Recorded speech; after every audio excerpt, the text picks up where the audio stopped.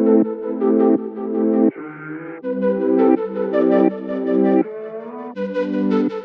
what's up guys? Good morning everyone. Happy Friday. Today, of course, we have the brand new iPhone XR. We're going to be taking a look at that. I'm going to go ahead and unbox it right here, hands-on.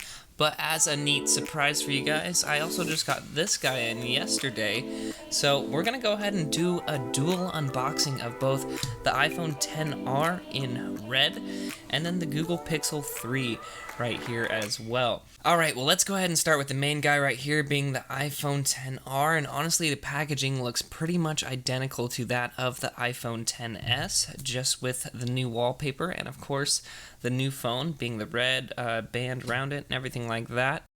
Anyway, to go ahead and get started, we're just going to use this green tab right here, just like on every other iPhone model right there. And I'll go ahead and set that guy down and pull that up. And then, of course, it just lifts up from the bottom, just like that. I'll go ahead and set that off to the side. Now, really interestingly enough, since this is the product red version, we do have a little red sticker right there, product red. Apple stickers, informational packets, SIM-jection tool, typical standard packaging that comes with it right there. And then the main guy being right here, the iPhone XR. Wow, that red looks beautiful. It's similar to that of the iPhone 8 product red. I really like this. Boy, that camera is huge on it, actually. It's a single lens, but it looks much larger than that of like the iPhone 6s, 7, and 8 models that only had a single lens. It looks bigger in person. Anyway, that looks really sharp. Here's the moment everyone's been waiting for, to peel the sticker off.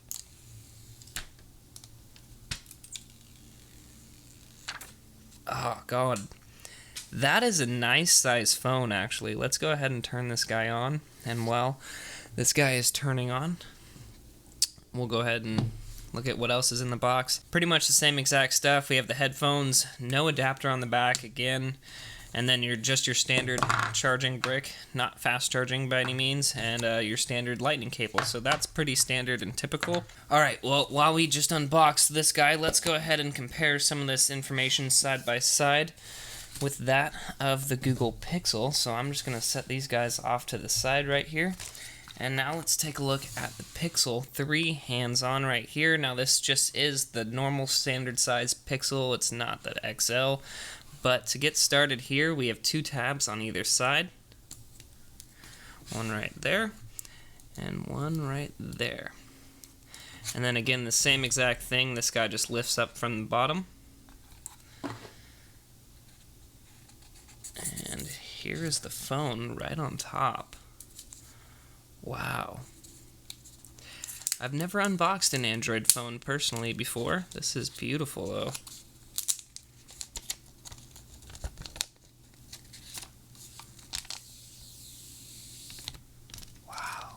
That is a nice size phone. That is really similar to that of like the iPhone XS. Here, let me grab my iPhone X right here to compare these side by side. They're about the same exact size phone. Not too bad, not too bad. Alright, well while this guy is turning on, let's take a look at what else is in the box, because this is where the main differences occur. Looks like in here you have a couple things. SIM-jection tool and a lot of paperwork right there, so that's pretty cool. Beneath this right here is our headphones with a USB-C type connection, which is really cool. I really hope Apple will one day add that to the iPhones. Then we have our standard USB-C to USB-C adapter right here.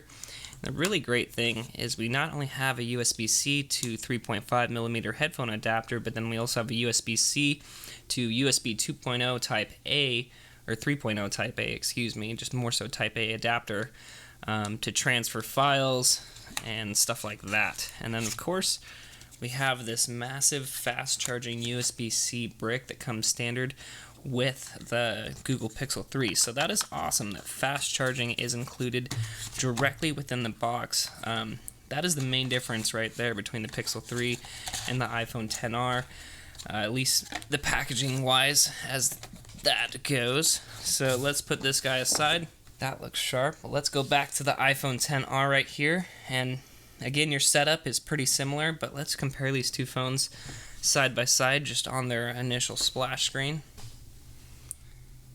So here is the iPhone XR and the Google Pixel 3 side by side. That looks pretty interesting, I'm not gonna lie. This phone is much bigger than I was expecting. It honestly feels like a XS Max. I don't really notice the difference. I'd say the bezels are the biggest thing that stands out to me. Like, the Google Pixel 3 has larger chins at the top and the bottom, but the sides are super thin right here. Compared to the iPhone XR right here, that bezel on the side, because this is an LCD display and this is an OLED, the bezels all around are going to be just a little bit bigger. Anyway, let's go ahead and set one of these guys up. We'll start with the iPhone XR since that's what this video is primarily about. It's going to be the same steps that you would typically incur, so I'm just going to try to skip through these as fast as possible. Alright, pretty much just if you want to set up Face ID or any of these settings, you can do that, but wow, this is actually blazing past this pretty fast. I'm just setting it up as a new phone just so we can get to the home screen as quick as possible.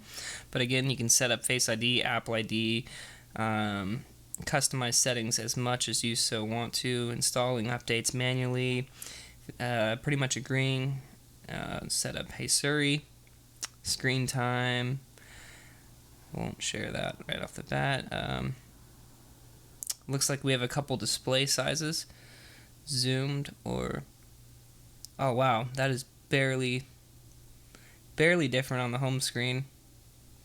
Makes a bigger difference in messages, but interesting. I noticed the display zoom was different on the iPhone XS, but wow, that red looks so sharp.